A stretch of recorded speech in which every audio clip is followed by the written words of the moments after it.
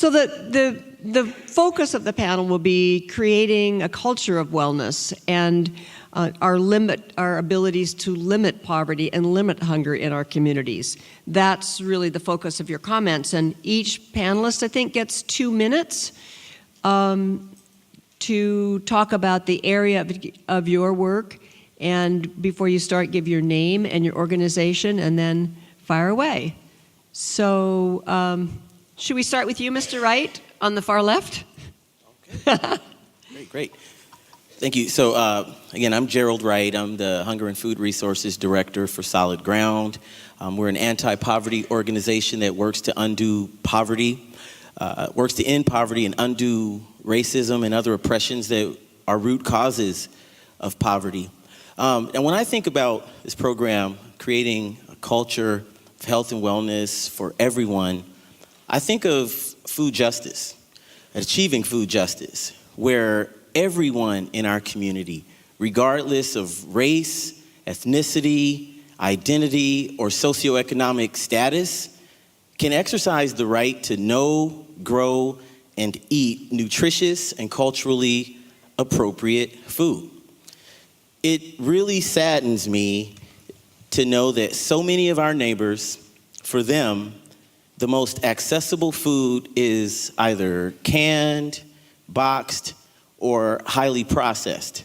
And very often these highly processed foods are nutrient poor.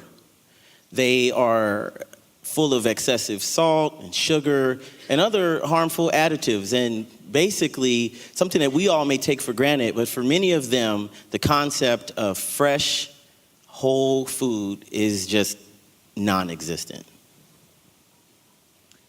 Mr. Wright, thank you. The next panelist. Shelley, did you want to join in here? I'm going to talk just a bit about why this is important to us. With our daily work, we have a constant reminder of the intersection between health, hunger, and poverty. The three are so intertwined. I'm a CEO, so you might expect that I have an office with a view, and I do. It's a view that inspires me every day. It is a view of the Northwest Harvest Food Bank, where we see up to 5,000 people a week. We also, as an agency, have a view statewide with this massive network of 380 Frontlines hunger programs. And in addition to that, we go across the state every year and we talk to clients and we ask them, what are your experiences? What are your challenges? And from the front lines of hunger, we will say to you that we see a very high incidence of diet-related diseases. We see hypertension, we see diabetes, we see obesity.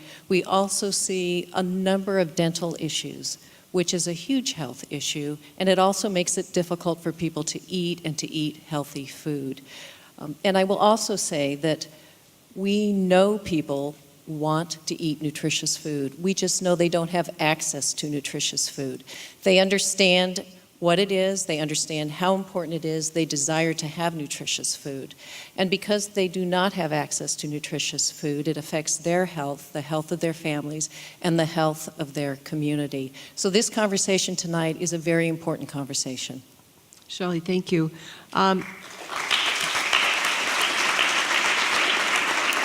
Christina Wong, Public Policy Manager for Northwest Harvest. Christina? Hi, thank you very much. I guess what I would add to this discussion is quickly just the approach that I take to this work. Everybody's very familiar with with Northwest Harvest and our front lines distribution of nutritious food. The role that I play for this organization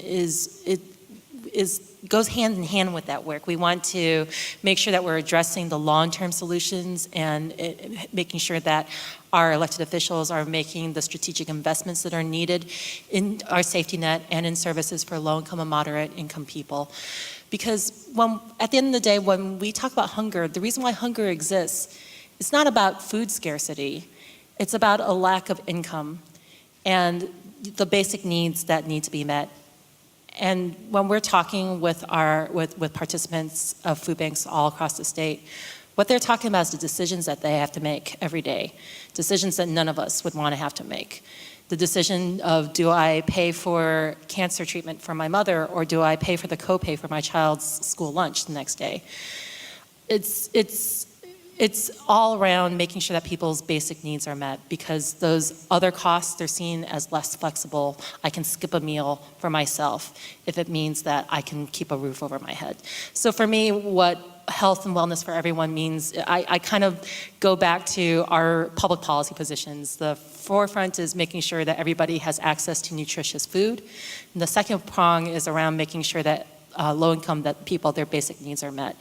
And the way that we get there, and the role that I hope I'm doing, is by educating and encouraging our lawmakers to make those right decisions about how we invest our public resources.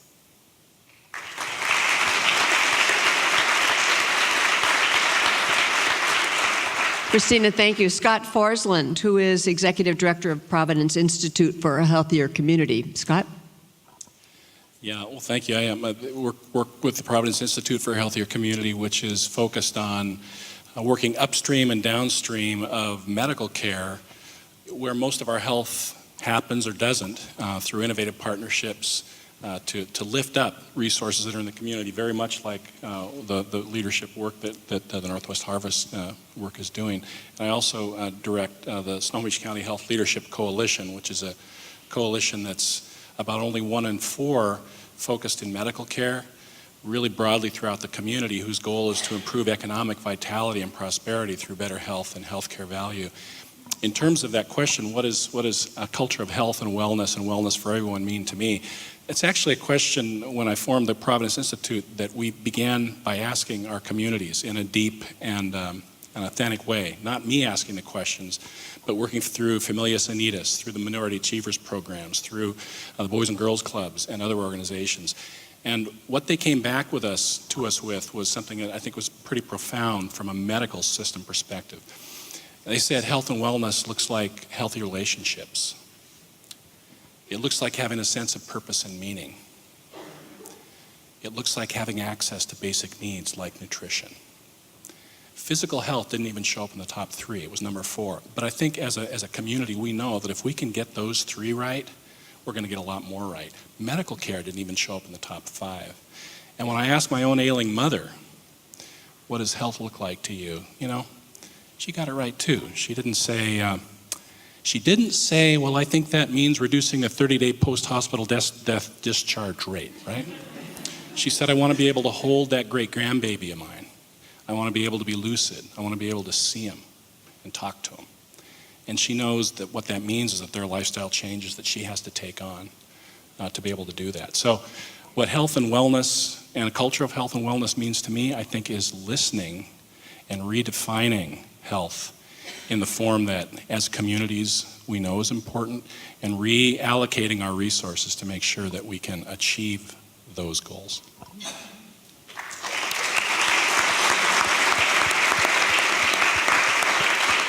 Scott, thank you. And Marcus Triscelli, a state representative from Spokane. Thank you. Thanks for having me here tonight. My name is Marcus Triscelli. I'm a state representative from Spokane in the 3rd Legislative District. And let me start by also just saying Christina is doing a fabulous job down in Olympia, and you guys are very lucky to have her around the table.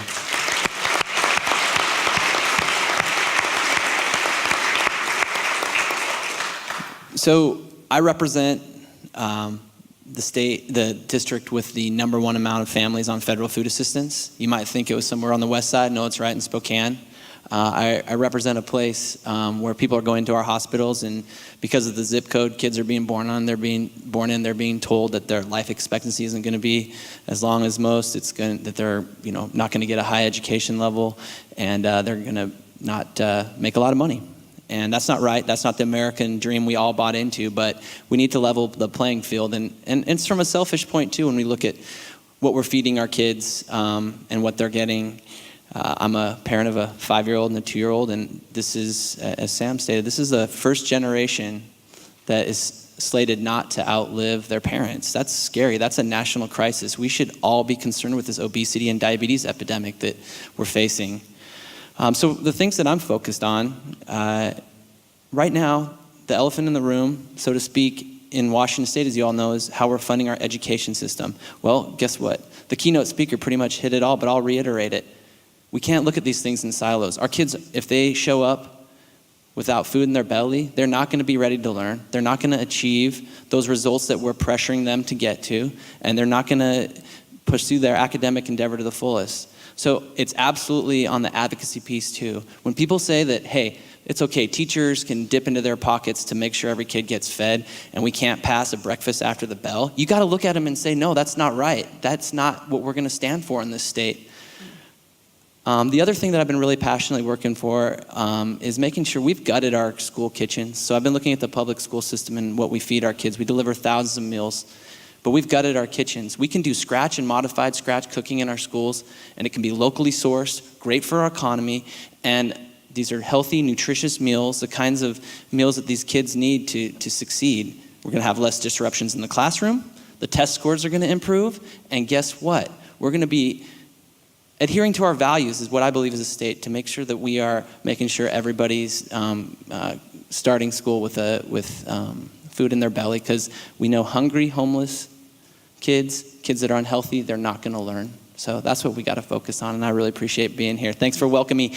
It's not usual as a Democrat from Spokane, there's not usually people to the left of speaking of me, so.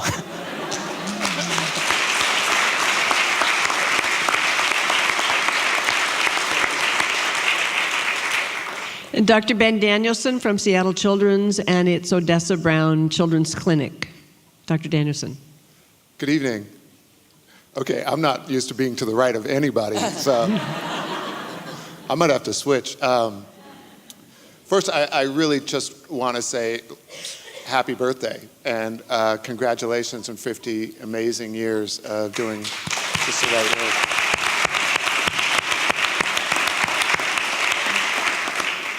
Our clinic, the Odessa Brown Children's Clinic, has been a really proud partner and avenue to try to support the work that Northwest Harvest has been doing for a long time.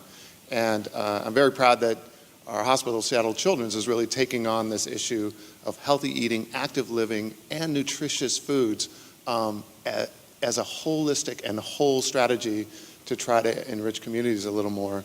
And then I have to pause, and I have to rewind my clock a little bit and hear again the fact that we have 40% of our food wasted, and we have 1 in 5 children who are going hungry, who are worried about their next meal.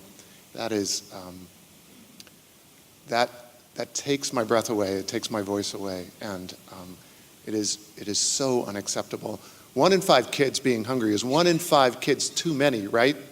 We cannot accept that. That's not the America that I believe in. I'm so proud of our clinic because we have this opportunity to really connect with families and really watch these beautiful, amazing kids grow. I wish every one of you could spend a moment in our waiting room and see this international confluence of beautiful faces, proud parents, amazing, energetic kids, wonderful hope and optimism in every step they take, even though every step they take is a step through poverty and trauma and difficulty. 75 or 80% of the families we serve are on Medicaid, which means just about every family we serve deals with food insecurity. Just about every family. That's a really difficult thing. It's also important to remember that there is this strength and resilience and energy in these families and in these kids that you see every day. We were talking a moment ago about how sometimes it becomes more difficult to see the last week or so of any month go by. And you know exactly why that is. That's because the limited amount of food that was getting a family through the first week or 2 sometimes runs out. And it's that second 2 weeks that become really difficult.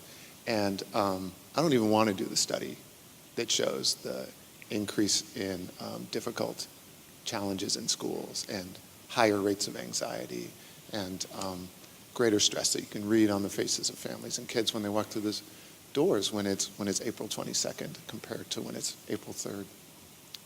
These are really important discussions and really hard times. And I love so many things about our clinic. We do all of these great multidisciplinary things. We're out in the community doing wonderful things. And And then I have to remember that the work we do is based on a very basic hierarchy that I can't attend to any kid's asthma if I can't help them attend to their food needs.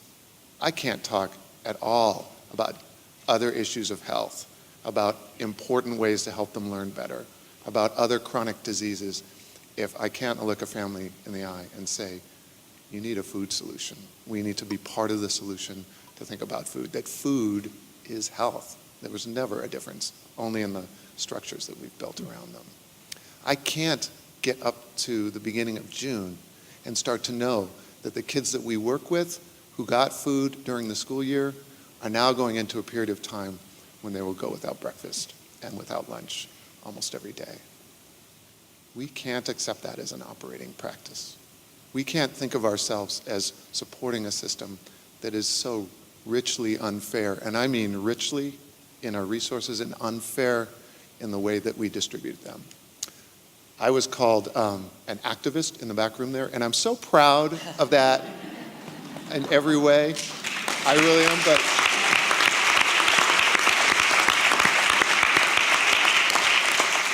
but I know we all have our little inner activists in us. If we all brought those out, I know this would be a different society, and I'm going to stop there, but thank you very much.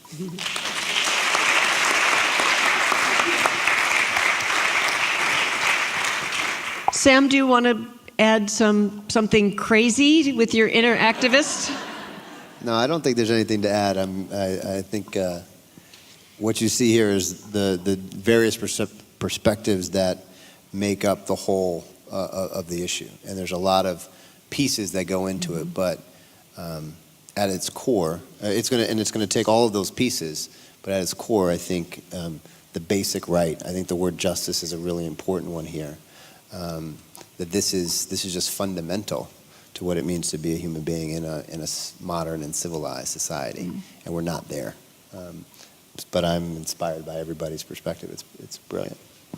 Thanks for the comments from each and every panelist, all coming at the same issue a little bit different and adding something a little bit different to the subject of creating a culture of health and wellness for everybody. We'll have questions from the audience in just a minute, but I want to address a couple of general questions to panelists 2 by 2 here. Representative Richelle and Scott Forsland, the challenges in particular that you two face through your organizations or through the work that you do in trying to help get everyone to a state of health and wellness.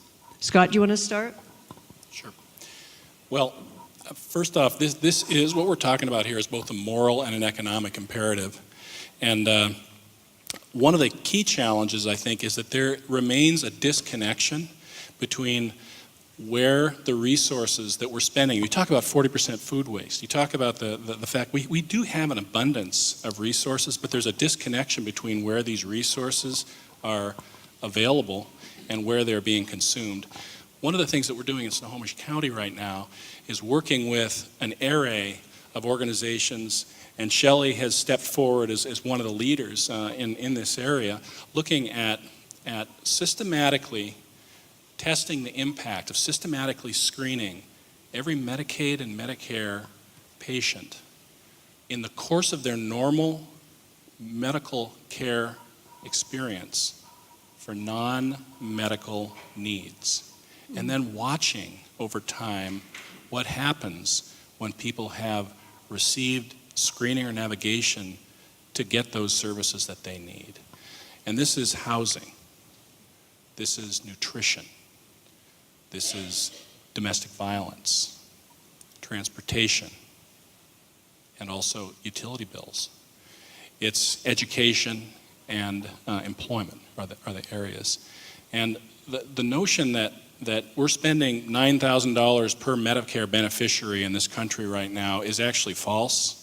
We would actually be spending much more were it not for the work that Northwest Harvest is doing, but that's not being credited. It's not really being visible the way that we account for things. And when this work is done over the next several years, I suspect that on an inflation-adjusted basis, that $9,000 might be like $8,000. But it won't be that there was $1,000 saving. It was that there was $100 that was invested by organizations like Northwest Harvest to make those changes that can make a real difference in the lives of people. And so when we get to the point that we're able to connect the dots between the work that's being done here and the health outcomes, we'll start to see, I think, how we can redefine health and healthcare in ways that economically can make a more sustainable system, and also get us out of the business of repair and into the business of aspiration and life improvement. So I'm the vice chair of the healthcare committee in the House, and we have a lot of issues coming before us. And I think let's get past one point. I think everybody up on stage, everybody in the audience believes, from a values perspective, people need to be fed, that we should, and they need to be fed nutritiously. Now, let's look at the state perspective. The amount of dollars that it costs to take care of people down the road, especially our kids, when they get off to an unhealthy start, is something that we are going to be grappling with. Now, right now, we can't find the dollars just to do some of the basic things. So we need to look, a budget is really how we as Washingtonians, it's a reflection of our values, right? And so we need to look at investments. And the big problem we face in Olympia, and what you all need to do from an advocacy standpoint and join in with your legislators that are supportive and help convince those that aren't, is that we need to get past the 2-year budget rotation. We kick the can down the road, and we don't deal with these fundamental issues that need to be addressed. So that is one of the big frustrations and one of the things that we're facing. Now, we hit upon it though. It can't be siloed.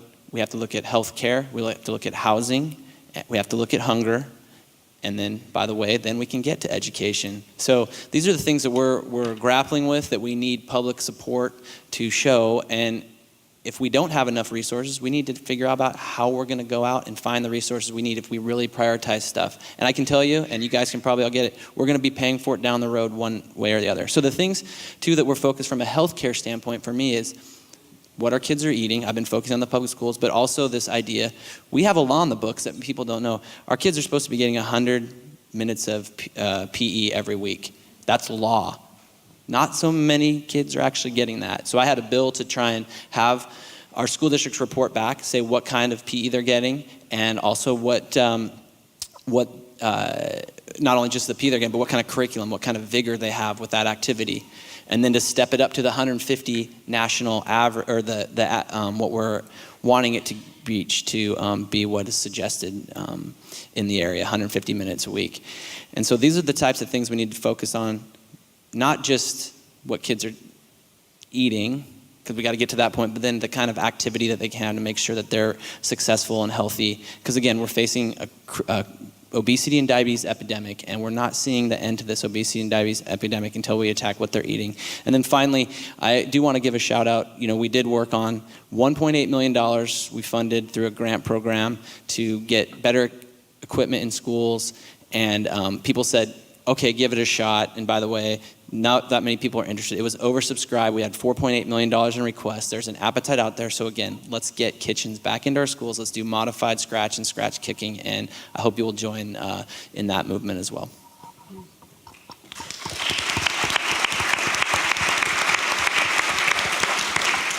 So to Gerald and Shelley, how do you see these challenges playing out in the communities that you serve? Well, Gene, I think the research is pretty clear that the environment plays a very significant role on the food choices and choices in general that we all make. And I mean, I say that for all of us, not just for individuals living with low incomes. However, what is different for individuals that have low incomes is the makeup of that environment. So when you're living in an economically disadvantaged or disenfranchised community, often it looks like having no quality supermarkets, very few retailers of healthy and whole foods. This limits access to fresh, healthy, and nutritious foods, which, as we've heard, is probably the most effective way of supporting and promoting health and well-being. But then when you add to that in many of these same communities, there's just an abundance of fast food and junk food options. I mean, you put those two together, there's just a detrimental impact on health and well-being. So, I mean, that's one of the reasons why I feel that education and advocacy are supremely important.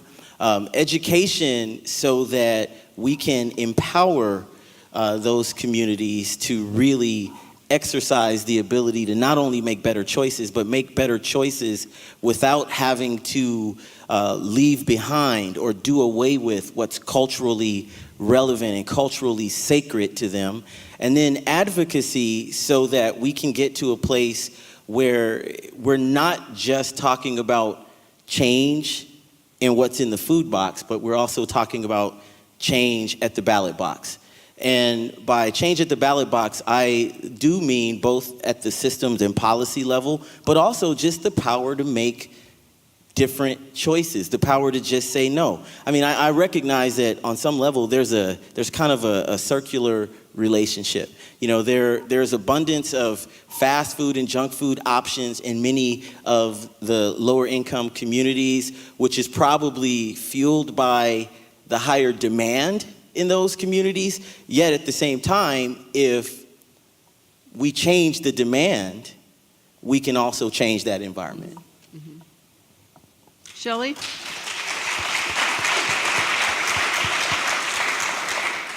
So hungry kids don't learn in school. They're sicker more often. They're disruptive, perhaps. Hungry adults don't perform as well at work. They have a high level of worry about their families. Tremendous costs. We've all talked about this. We feel it's important to have a safety net, as important as those of us who work at Northwest Harvest believe our work to be, and as passionate as we are about our work.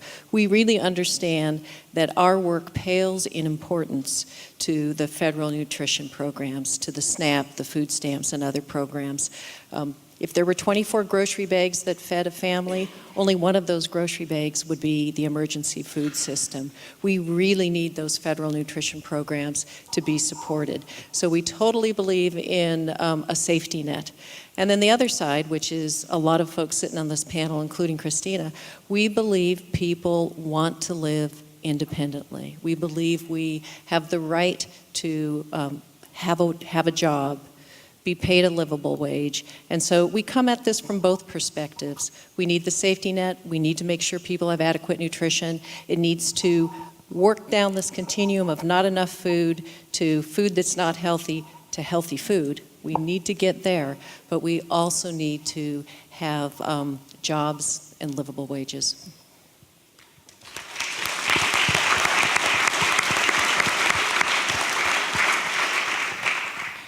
Dr. Danielson and Christina, how your organizations are addressing health and wellness challenges?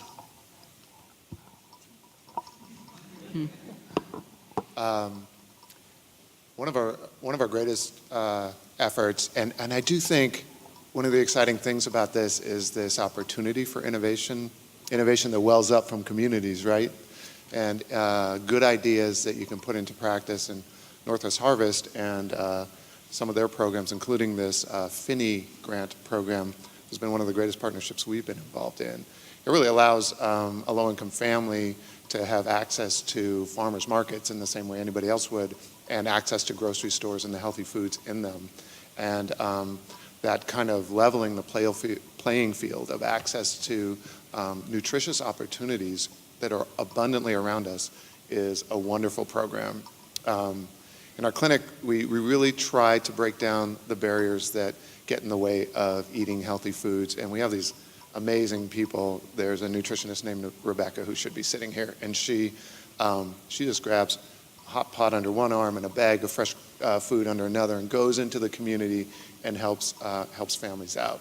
She'll take families to their own grocery stores and their own budgets, and she'll do a shop around, which is incidentally called Shop Around because most of the nutritious foods are actually on the periphery and most of the unhealthy foods are right down the middle. So she'll work with them in their grocery stores with grocers, partnering all together, the three of them, in how to use the budget in a way that's going to be effective in their own stores and communities. In parentheses, our closest grocery store site has just been bought up by a big entity to build some more housing in our neighborhood that won't be housing for low-income families. We have some really innovative people working in our clinic and in our community, and we love the opportunity to think about solving problems in new ways. We use really basic things like concrete funds that help in a similar way that you were talking about to really take care of basic needs, because sometimes it's freeing somebody up from a utility bill that actually allows them to extend out their food budget a little bit further. These things are all related, right? And we also try to engender a sense of a different approach to health through nutrition in the young doctors that we train. And I was just telling someone about how our pediatric residents are just coming up with ideas. They were observing how some private companies provide boxes of food that they deliver to the overworked Amazonian who can't have time to make their own food. And she and her partner thought about, well, why can't we create a program that delivers food in the same way? Box of fresh food and recipes that were designed by members of the community to really reflect the food that they celebrate, the love that Gerald was talking about, the food love that families care about, and really allow them to sort of be in charge of their own nutrition in important ways. Rebecca does these cooking classes, and then it's funny, like she goes through a class and then people don't want to leave. They just keep showing up week after week. They just keep wanting to do more. And I realize sometimes when I watch them that it is not just the fact that they are taking charge of their own nutrition and doing it with her support, but they are creating this community in these classes. They're creating this community of support and love and caring and understanding while they're preparing food. And that basically just reminds me of family. That reminds me of how we think of food as a celebration of our unity and our common values and our common shared goals. It's when you start to think about innovation and opportunity, it's when these great ideas start to well up. And when you have partnerships like Northwest Harvest, that's when you get to actually put them into practice.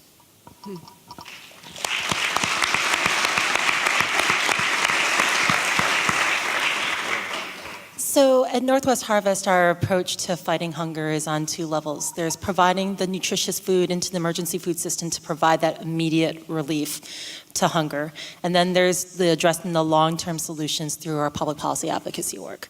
So on the front lines end of things, there's a number of things that we've been doing to try to increase the amount of nutritious food that's going through the system, including a partnership with the Bastyr Nutrition students. We have interns who've come into our own food bank. They've developed materials to help explain different items that are available to people, the nutritional quality of that, and how to use that. It's also taken to a more systemic level with a manual that's been developed and is will be used by SNAP-Ed classes all over the state to help implement some of these thoughts and strategies into other food banks in the system. We also are working with our growers, trying to develop those relationships and connect them with local food banks through a really great program. I'm going to look to my colleague Laura over here, running our Growing Connections program. It's brought together the best practices and strategies from all over the state of how do we do gleaning, how do we do direct purchasing from growers to get more fresh product and locally sourced product into the system. On the advocacy level, the public policy work that we're doing, we just finished a state legislative session where we were working hard to try to increase access to breakfast for low-income students. Also working to try to increase funding for two important programs run by the State Department of Agriculture that helps Washington growers earn a sustainable wage while also increasing the nutritional content of foods used for school meals at senior centers and children's centers. And now that the state session is over, thank you for not taking too much time this year, we're turning our attention back to the federal system. We are facing reauthorization, the Child Nutrition Reauthorization Act, and it's going to be a hard fight.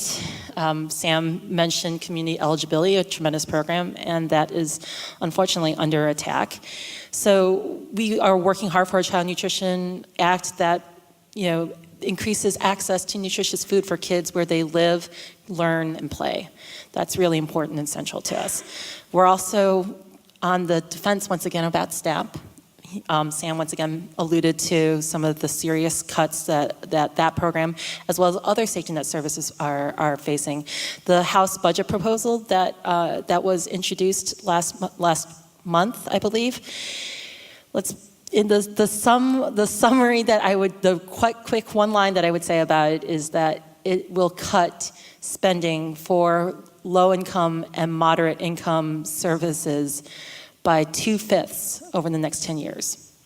It's hitting Medicaid, it's hitting Social Security, it's hitting Medicare, it's hitting food stamps. All the important safety net programs that we care about. And that's just our lobbying work. The other work that we're doing is around trying to help our partner programs implement voter education, voter registration strategies to really turn out people at the polls. We've been very lucky to have a president these last 8 years who has a large reason why many of these terrible cuts to SNAP aren't even worse is because we've had a president who said no and said that he would veto deeper cuts. That's why this presidential election is especially important. Thank you. And also local races too. The local races are the things that turn out, some of the most innovative ideas around paid sick leave, around increasing minimum wage, housing levies, education levies that, to turn more money into our basic education system. All those decisions are important. So that's what we're currently doing. I'm just going to take one more minute to talk about where we're looking down the road. We are talking about our 50th year, and this is the year conversation around that. We've been having conversations ourselves about what we want to do. We are looking at 3 main areas. One is, it's not enough that we serve nutritious food, we want to serve exceptionally nutritious food. So we are looking at what guidelines we can put into place for ourselves, that we're really looking at that nutritional content of the food that we're buying for distribution and making sure that it's meeting the health needs that we're seeing in the community and providing that strong foundation for people when we know that nutritious food is often the more expensive food. We're also looking at ways that we can collaborate more to provide around the area of health. What are the innovative ideas that can be put in place to help reduce the healthcare costs for our participants, because we know that's one of those inflexible costs for people that's making them skip meals. And then in the advocacy area, we're looking around broadening our focus. We've been very focused on the food and nutrition assistance programs. We're looking at taking more of a role in those related issues around housing, around income equality, around healthcare costs as well.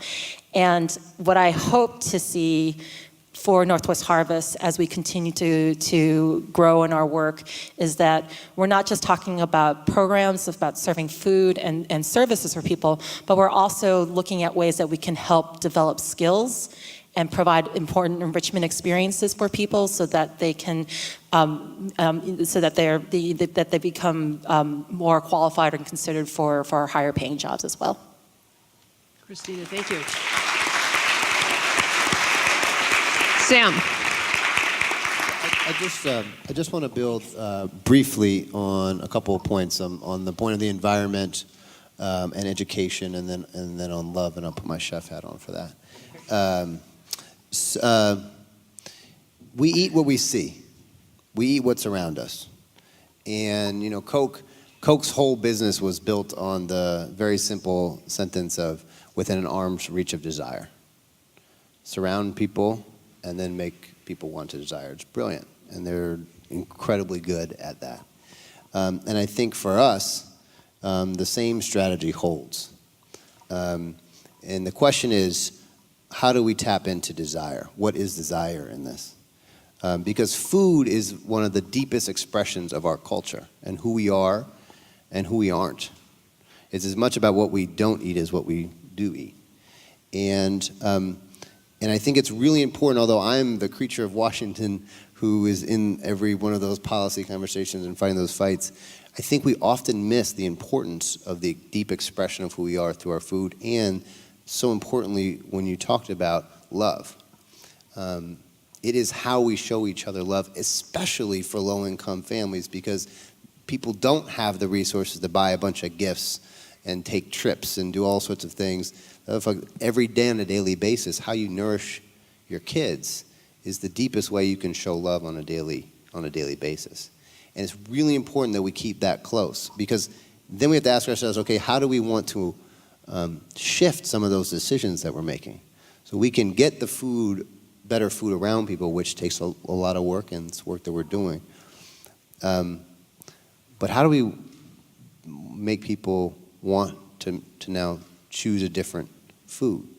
And I think education is a piece of it. But I think marketing is actually more important. And we have to start marketing. So right now what we're saying to people is, you got to start eating this broccoli that I'm trying to give you because it's got vitamin B and fiber. And everybody else is saying, drink this and be happy. Be full of love. Get the sexy lady or guy. And love and happiness and sex beats fiber and vitamin B every single time. And it's really important for us to remember this as we talk to people and how we engage people about it's rooted in love and these emotional aspirations for who we want to be. We don't make decisions mostly cerebrally. It's almost all emotional, and it's habit. And I think that has to be at our core when we're on the ground trying to actually talk about this. Marketing is not just for these businesses.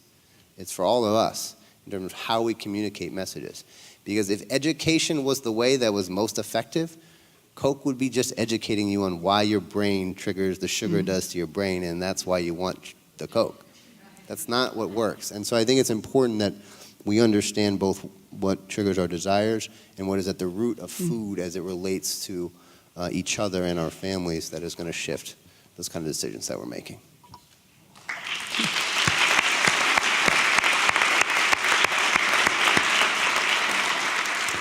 Broccoli is sexy.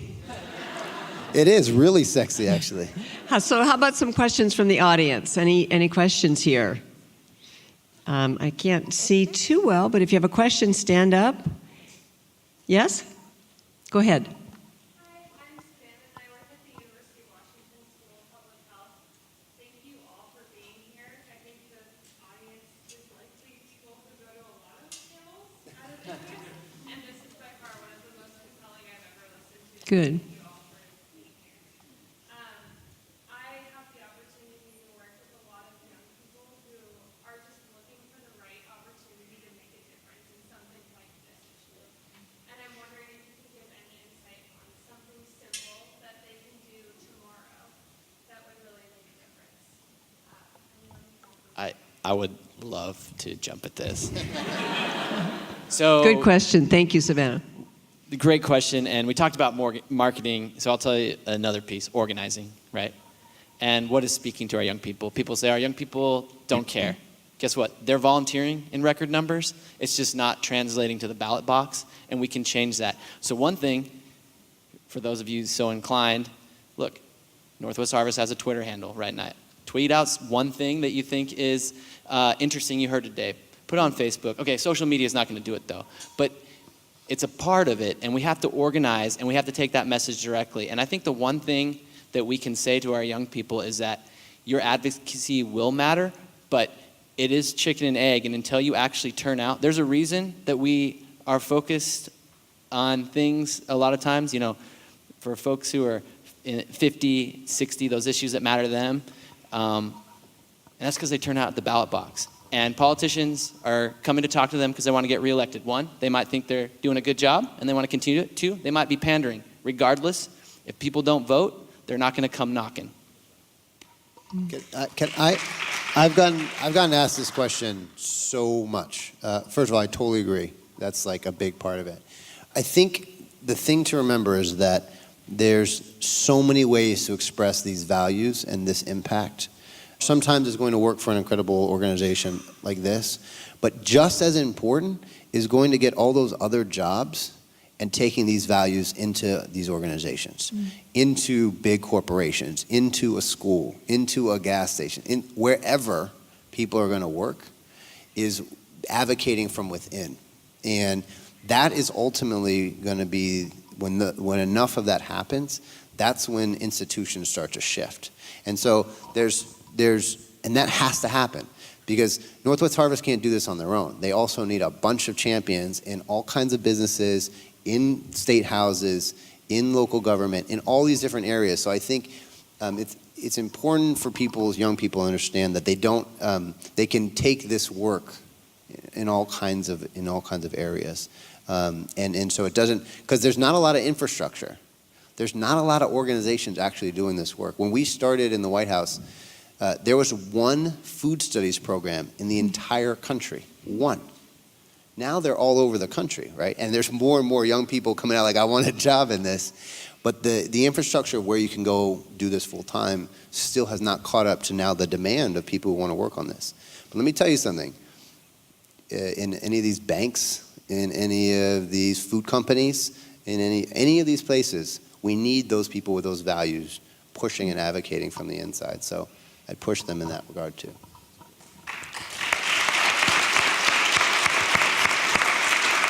Another question from the audience? You know, if this were a political panel, there'd be somebody who was in favor of hunger. So is there anybody who wants to ask about, isn't there anybody in favor of hunger? There's Not here. There's a question over there. Not here. Question, yes, your name? I'm Claire. Thank you all. What I've found in my work is nobody's in support of hunger, and the question is what do you do about it? And that's where the political answers sort of fall on different sides. So for the folks on the stage who work on policy, both at the state and federal level, we've had some losses. We're facing a huge fight for this new child nutrition reauthorization. So as a follow-up to that, what can people do other than get out the vote? How do we educate lawmakers about the idea that if their values is nobody in America should go hungry, how does that translate to the policy proposals before us when the answers are oftentimes no one represented well and rolling back the re-eligibility? So Thank you. how much do you like a bunch of angry people showing up to your office, really upset about some issue? Yeah, it's not fun. It's not fun. sometimes. Let me tell you something. People in office hate when you show up. Maybe this is the one exception. Angry. I love when they show up, just not angry. Yes, just not angry. There is nothing that a senator or a House member wants to deal with less than a bunch of educated, passionate constituents. They want to be left alone. They want to go raise money because they got a big fundraising responsibility and to get reelected. They got a bunch of other stuff they're dealing with. Showing up really matters. It really, it's like old school. It just matters. When I'm sitting there dealing with policy stuff in the White House, if I can't describe the large constituency that's going to be really pissed off if we do this, the pressure for us to, respond, there's no pressure. There's no consequence for a decision. And I think the other thing is, it seems so crazy that we wouldn't just do a bunch of this stuff, but the system is designed to be slow. It's designed to be hard. It's designed to, go forward 2 steps, back 1.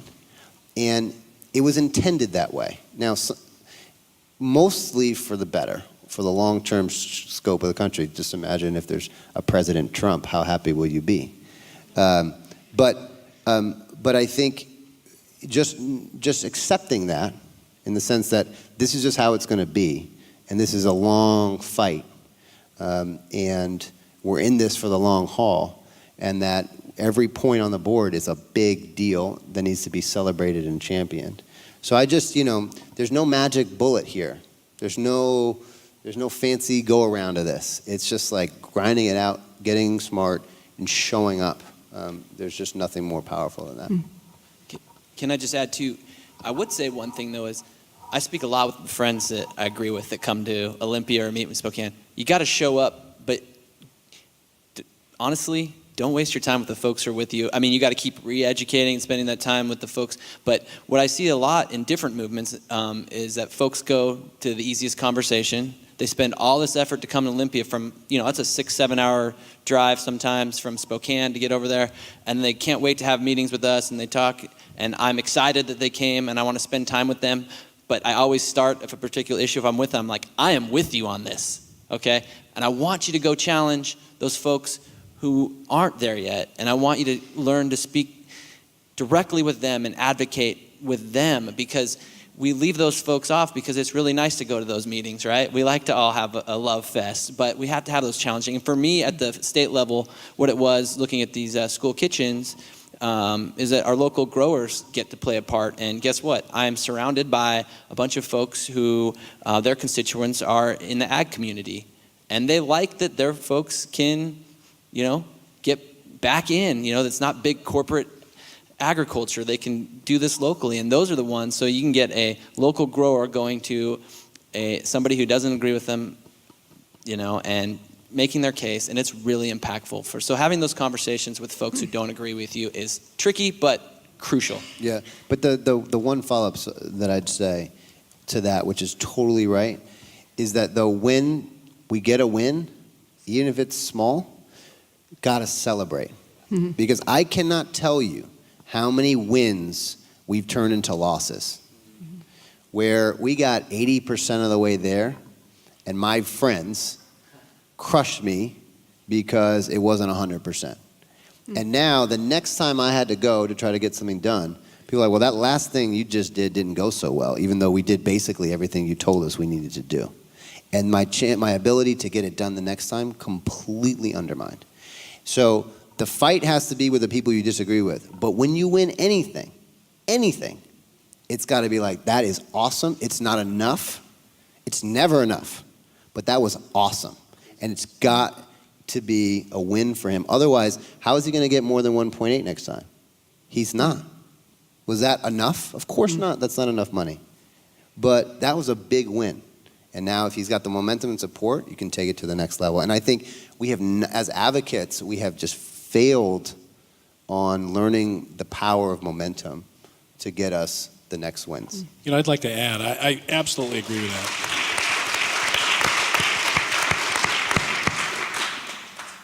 And we know if you can use a backhoe instead of a shovel, that's good. And pulling the policy lever, pulling the infrastructure lever is an example of doing that. But it's got to start with the individual. So I have a thought for the two of you. You're not going to forget this. It's golf balls. Okay. So there's this. Bear with me. I can't wait to see where this is going. There's this ranger whose name was Johnny Kai in the Vietnam War, and he was sent to the Montagnards, to the hill people, who were forward, areas, and he was sent to teach them bionics. So the Rangers were going to go in. They had these high tech kinds of equipment that were going to do reconnaissance equipment. And he gets off the helicopter, and he's assigned a friend, a bodyguard. And this bodyguard's walking with him and says, "Don't step there." And he says, "What are you talking about? I'm a ranger. I'm trained. I'm one of the best. I got bionics." And the guy poked a little bit, and sure enough, there was one of those pits. And he said that happened about 10 times, and I started realizing after a while that this guy didn't have all this gear, but he had something that I didn't have. And is it the reticular activating system, Dr. Danielson, that it's a part of our brain that filters out, because we're surrounded by stimulus, right? It filters out what we choose not to focus on so that we can focus on something. It's like, where's Waldo? Okay. So when this Johnny Kai fellow came back and said, I got to figure out what's going on, and he learned this from a neuroscientist. And he said, this is true? He says, yeah. He says, so if I focus on something, it's going to become visible? He says, that's right. He says, so like golf balls. He says, yeah, go ahead and pay attention to golf balls. So this guy's telling me this, and he says, and do you know what? There are golf balls everywhere. They're in the ditches there. You just start looking around. My point is this. Yes. Who knew? It goes to your story about what's within reach. Commit to take an action within an arm's length. Tonight, literally, we are here. But I tell you, I've seen it in the county we work in with farmers' gardens, with employee programs, with backpack programs. Do you know what I'm saying? Commit to take an action. You will begin to see things that are close to what matters to you, what pushes your buttons, and then take that one action. And then secondly, bring one person with you. And if we do that, we'll develop the momentum that will be able to really pull the big levers on policy.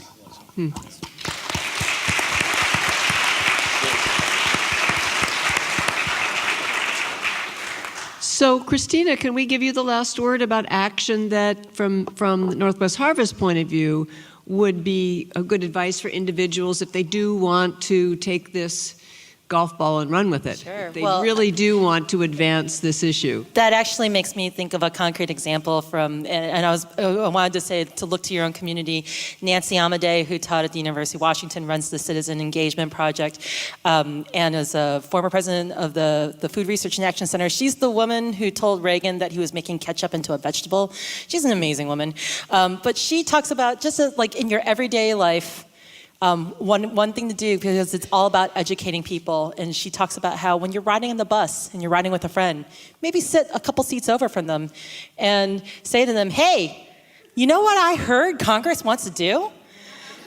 They want to turn SNAP into a block grant program, and your friend could be like, what does that mean? And you can answer back, it means taking away flexibility from this program. It means basically explain this issue, and the conversation you're having just 2 seats down means that everybody around you is hearing about it, is getting an education too.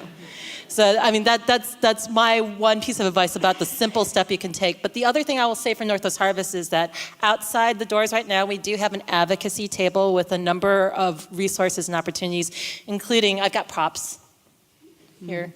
We've got these templates, 4 different messages. We're basically asking you to complete a sentence and to take a picture of, have somebody take a picture of you holding up your sign. We ask you to, at minimum, tag Northwest Harvest and use our hashtag leading the fight so we can see what you did. But if you want to take it a step further, which I hope you do, because like Representative Riccelli said, social media is not enough. You also want to draw the attention of your people representing you. So we've got on the back some suggested tags or hashtag, and hashtags as well. There's some slants that you can take that you could be talking about federal issues like the House budget resolution that I talked about, as well as child nutrition reauthorization. There's also other opportunities where you can be talking about this at the state level and tagging the Republicans and Democrats in the House and Senate.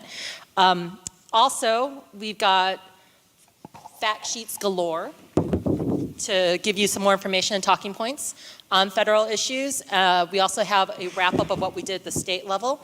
And we have this handy sheet, talks about how to get involved in advocacy at whatever level of comfort you want to get involved in, whether you want to just get started, if you want to do a little bit more, or a little bit more. One of the things I'll do is give a shout out for joining the Anti-Hunger and Nutrition Coalition, our statewide coalition, where you can also get information about Hunger Action Day. Come down to Olympia to talk during the legislative session, as well as regular updates.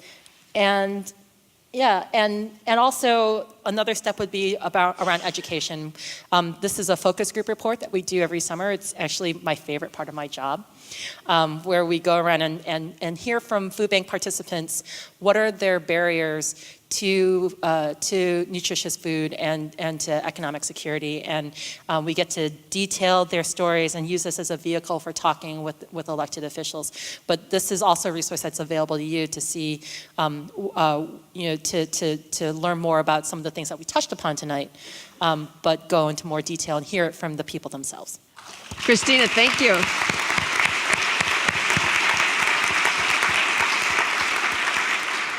And to Sam Cass, our keynote speaker tonight, to each and every panelist, thank you very, very much for the ideas that you brought forward and for the advocacy that you are participating in. There is an activist in all of you, I can tell.